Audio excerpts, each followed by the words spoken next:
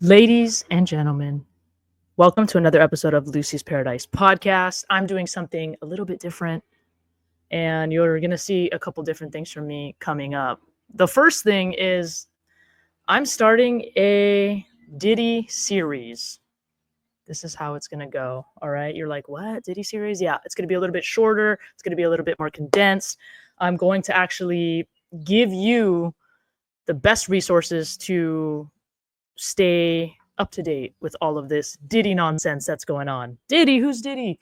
Somebody literally was like, yesterday, they're like, why do you feel weird when you listen to Notorious B.I.G.? And I said, I feel weird because he was signed to Bad Boy Records.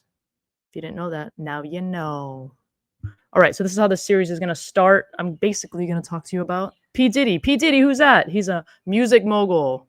A lot of you know, I talked about an experience I had in Los Angeles in one of my podcasts with Chris Lomboy, who is the host of the Relationship Podcast. That's a true story that really happened to me in Los Angeles. I feel like when you get vibes about people, that tells you something. Now, your vibes might not always be right, and I understand that. But I think it's the same reason why every time I go to Las Vegas, I don't like to be in like club crowds there because there's so many different energies out there and there is a lot of evil people in the world. If you don't believe me, I don't know what to tell you. You haven't experienced enough life if you have never experienced some evil people out there in the world. Very scary, evil people. This is interesting. P. Diddy, I'm going to go over a little bit about P. Diddy as this story is unfolding. You know, he's known by a lot of different names. Sean Combs, which is his fucking legal name. P. Diddy, Puff Daddy, Diddy. What else about this guy? Oh, yeah, he changed his name one time to Love. Like, okay, that's not weird. Whatever. Some weird shit. Who's Sean Combs? For you, some of you youngins that probably, I don't even know what these younger generations even think he is or like know anything about him. But for those of you that are younger, see, I grew up on all this music. So P. Diddy and Tupac and Biggie, this is all the stuff we were listening to. TLC, Lil Kim, Trina, like all these artists were like the artists we were listening to back then.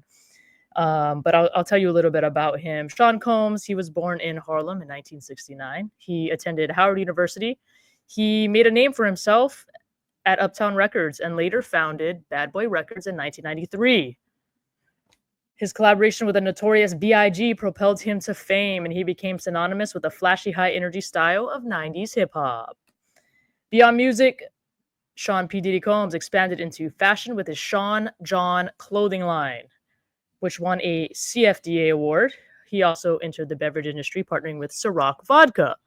The event I was at in Los Angeles, when I told that story, he was promoting Ciroc, and he made everybody take a Ciroc shot with him. Yes, I regret it. I took a Ciroc shot with P. Diddy Combs one day in my life, but I never went to a P. Diddy party. Glad I didn't. I probably honestly would have got tired by like 10 p.m. anyway and left. Anyway, these endeavors solidified his status as a savvy businessman and cultural icon. Legal troubles. Combs' empire began to show cracks. In late 2023, his partner, Cassie Ventura, who he was with for like 11 years, filed a lawsuit alleging abuse and rape. Although the case was settled quickly outside of court, it opened the floodgates for further allegations by September 2024. Combs was arrested and has been held without bail since, I believe, in the same prison as Luigi Mangione, our other fun guy that we like.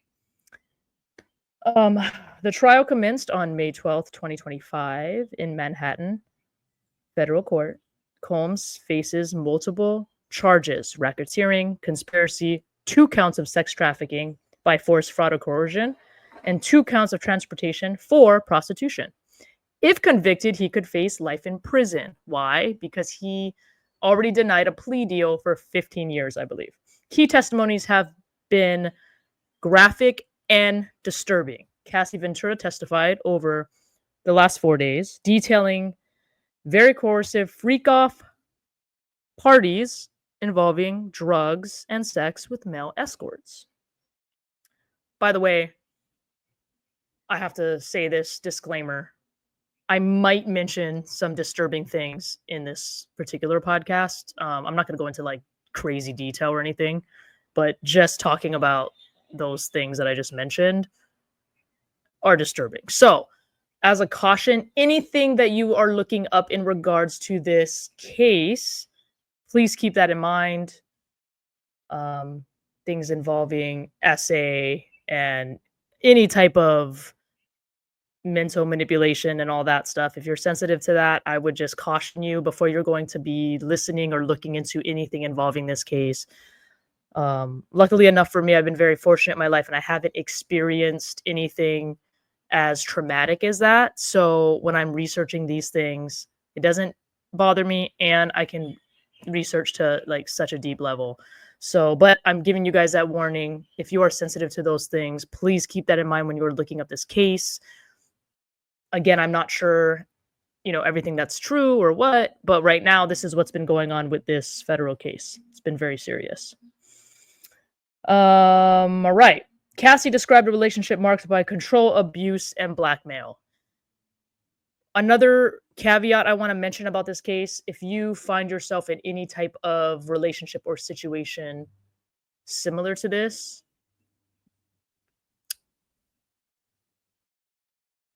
I know it's easier said than done, but I hope there's a way out for you. I hope that you get away from that. And I really hope nobody is going through that. But I understand that we live in a very vast world with a lot of vast people and vast scenarios. And my heart goes out to you. Okay. Other witnesses have corroborated Cassie's claims. Reggie Ventura, Cassie's mother, testified that Combs demanded $20,000 to recoup funds spent on Cassie after learning of her relationship with Kid Cudi, like a real psycho boyfriend does. She feared for her daughter's safety and threats of violence and the release of explicit videos. Ooh.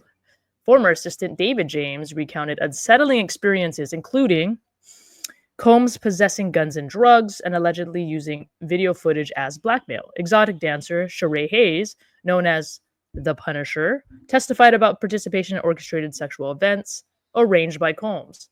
Additional witnesses, including singer Don Richard and Carrie Morgan, described witnessing Combs physically assaulting Cassie. Morgan also testified that she was personally attacked by Combs and later paid off with a non-disclosure agreement. Oh, I love those, LA. You know how many of those I signed? Only one. Only one. And the only reason I signed it is because, number one, I never saw any illegal activity. And number two, I was just like, I don't give a fuck enough to tell anyone any of these stories. I do have stories, but I signed a non-disclosure agreement, and that's a requirement I needed to have before quitting. So whatever. I'll talk about that later. I was a personal assistant for somebody.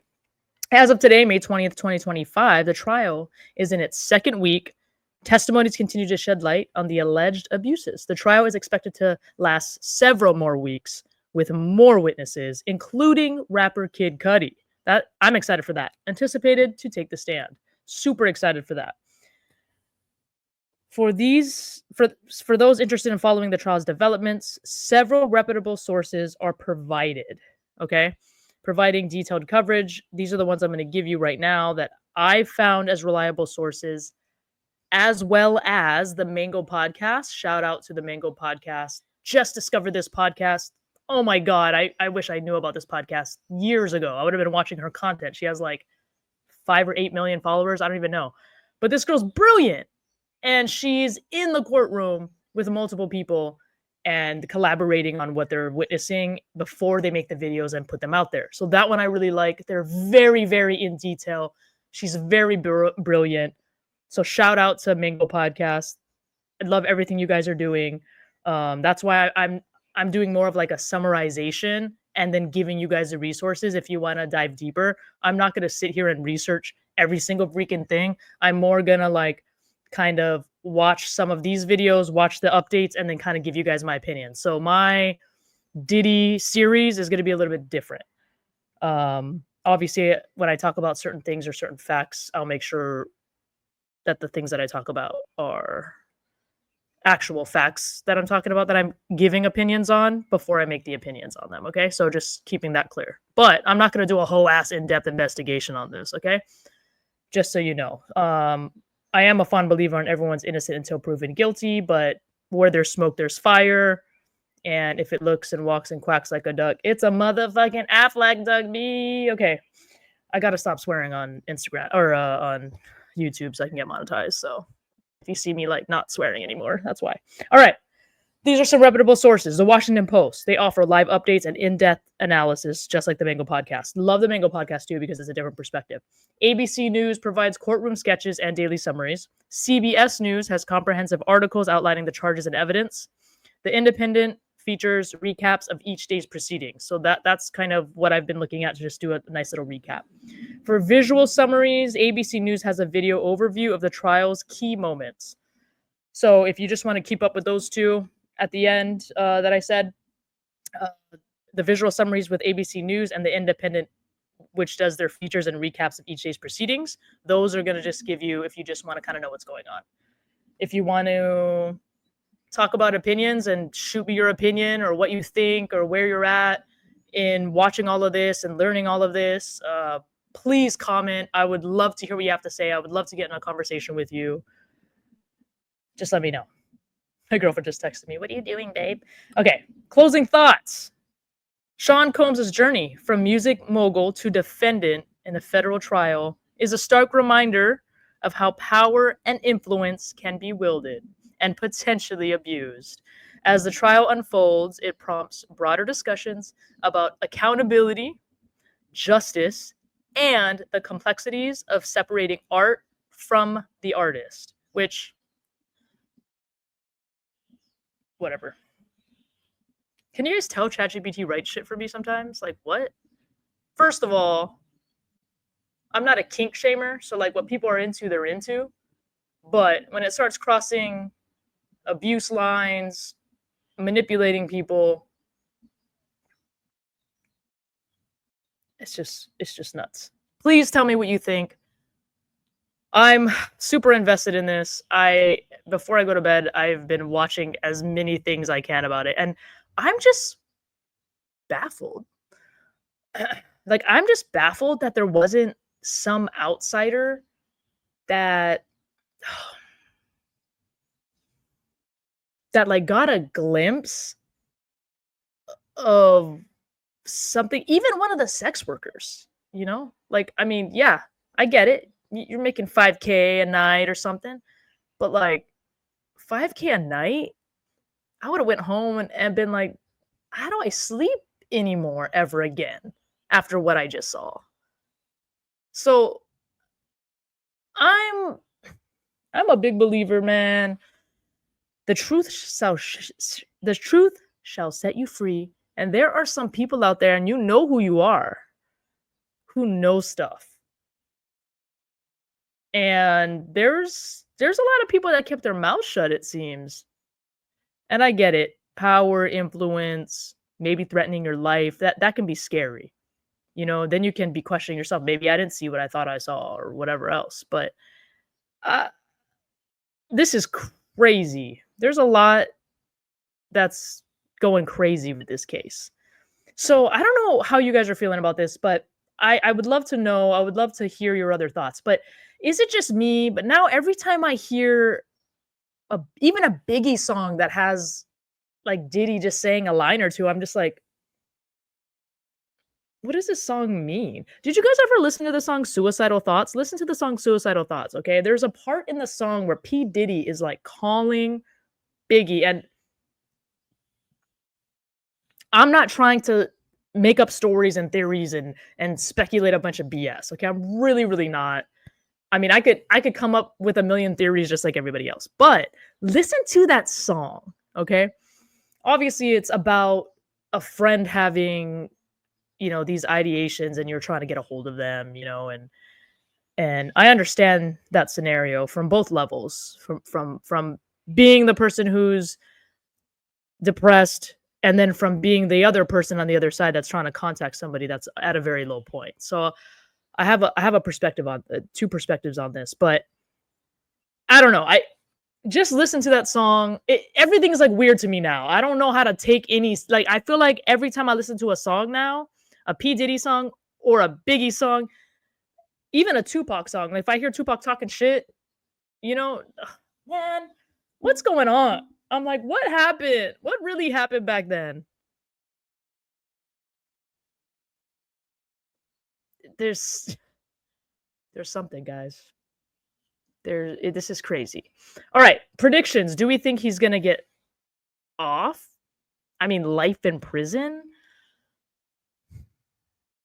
Was he smart to not take a plea deal and let this happen how it's happening? I don't know. See, when you don't take a plea deal, right? These are the pros and cons. Okay, so you take the plea deal. You're like, fuck it, I'll take the 15 years. But all these questions and stuff, all these witnesses, they don't get questioned. All those details don't come out. You're like, whatever, right? I'll take it, whatever, I did it. Give me 15 years, call it a day. Now, if you're innocent, no, you're not going to want to do it. I didn't do anything. This is crazy. They could say whatever they want. I don't care what they say, right? So we could see it from both perspectives, right? I'm trying to play devil's advocate. I'm not really good at that sometimes, but I'm trying to. Okay, so he doesn't take the plea deal. All right, so what's next? We got to take it to trial. Jury decides your fate. You could have a long-ass time in prison. Okay, well, I'm innocent. Fuck it. Say what they want to say. People are saying a lot. Like, if you are guilty, you just kind of have to hope that, like, all the stuff that comes out, you're just like, I don't know what they can prove, Anyway, guys, please like and subscribe. Tell me what you think. I'm going to have more of this P. Diddy series real soon. Thank you guys so much for watching Lucy's Paradise Podcast. I hope you guys like this one, and I have another series coming up too. So stay tuned, and I love you guys.